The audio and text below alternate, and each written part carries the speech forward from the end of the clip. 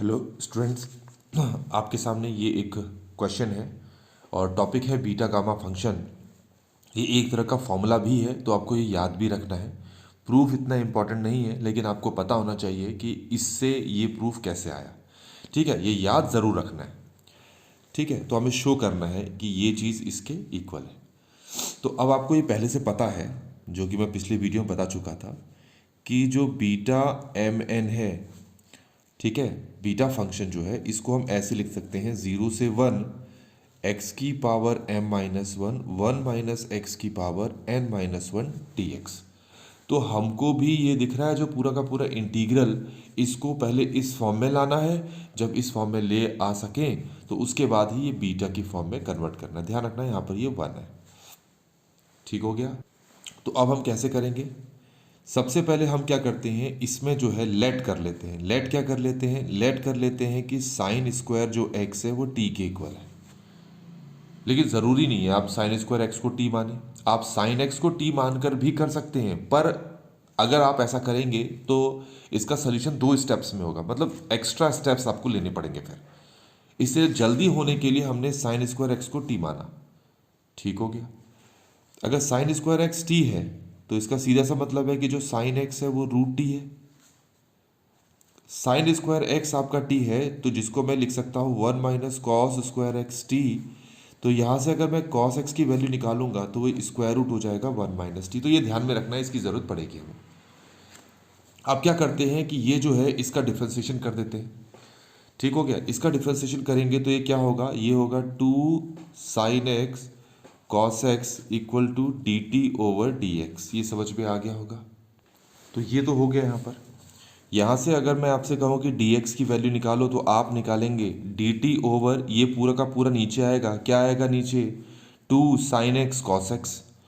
और sign x की value है रूट टी, और चलो वो बाद में ही रख लेते हैं। अभी के लिए हम 2 साइन एक्स कॉस एक्स ही रहने देते हैं। तो यहाँ तक आपको समझ में आ गया होगा। अब हम क्या करते हैं, लिमिट बदलेंगे। लिमिट बदलने का क्या मतलब है कि हमारे पास जो ये आया है इसको आगे कैसे सॉल्व करना है ज़रा देखें। उससे पहले वापस इसी में आते हैं। ये है 0 से π/2। अब खुद देखिए आप, पहले मैं लिख लेता हूँ sine p x cos q x d x. ठीक है। अब लिमिट बदलनी है सबसे पहले हमें, है ना।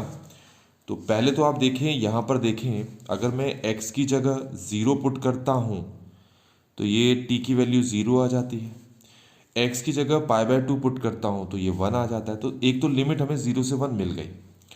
अब आगे देखेंगे, आगे देखें dx की वैल्यू तो निकाल रखी है। तो अभी के लिए मैं इसको ऐसे रहने देता हूँ बाकियों को, और dx की वैल्यू पुट कर देता हूँ जो कि है dt ओवर, क्या है देखो यहाँ पर लिखा है 2 साइन एक्स कॉस एक्स। ये लिख देता हूँ मैं 2 साइन एक्स कॉस एक्स। ये क्लियर हो गया होगा।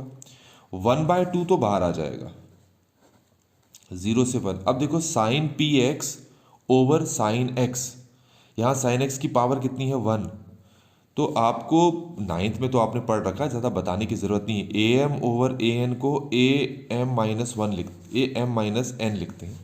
तो sine p x over sine 1x को हम लिखेंगे साइन पी माइनस 1x। ऐसे ही लिखेंगे कॉस क्यू माइनस 1x, और यहाँ पर हमारे पास है डी टी। यहाँ तक क्लियर हो गया होगा। अब हम क्या करेंगे, हमने साइन एक्स की वैल्यू जो निकाल रखी है उनको रखेंगे। देखो साइन एक्स की वैल्यू हमने कितनी निकाली है? Root t. इस साइन एक्स की जगह हम क्या लिख लेते हैं? रूट टी की पावर p माइनस 1। और इसकी कॉस एक्स की वैल्यू हमने कितनी निकाली है? Root 1 minus t. तो रूट 1 माइनस टी की power q minus 1 d t. यहाँ तक आपको समझ में आ गया होगा। तो 1/2 0 से 1, तो t की पावर ऑलरेडी 1/2 है, इससे मल्टीप्लाई हो जाएगा तो t की पावर हो जाएगा p माइनस 1/2। ऐसे ही ये हो जाएगा 1 माइनस टी की power q minus 1/2 D T. और अगर मैं यहाँ पर वेरिएबल चेंज कर दूँ, वैसे तो कोई ज़रूरत नहीं है, टी को x से रिप्लेस कर दूँ, टी को किससे रिप्लेस कर दूँ? x से। तो ये हो जाएगा x की power p minus 1/2 one minus x Q minus one by to d T. ये क्लियर हो गया होगा आपको। तो फाइनली हमने ये फॉर्म अचीव कर ली है, ये वाली फॉर्म। बस अब आपको क्या करना है, कंपेयर करना है। एक्स की पावर यहाँ पर देखो क्या लिखा है ये, और यहाँ पर देखो एक्स की पावर क्या लिखा है, एम माइनस वन। तो इसको p minus one by to को अगर तुम m माइनस वन के इक्वल रख के सॉल्व करोगे, ठीक है, तो आप खुद सोचो आपके पास ये आएगा p plus one by to. समझ में आ गया? तो मिल गया ना m। इसी तरीके से अगर q minus one over two को मैं n माइनस वन के इक्वल रखूँ तो मुझे n मिल जाएगा, क्या मिलेगा, q plus one over two. तो फाइनली इसको हम क्या लिख सकते हैं, beta p plus one over two comma q plus one over two, और वन बाई टू तो बाहर है। तो ये जो इंटीग्रल है इसको हमने बीटा की फॉर्म में कन्वर्ट कर दिया है, बीटा फंक्शन की फॉर्म में कन्वर्ट कर दिया है।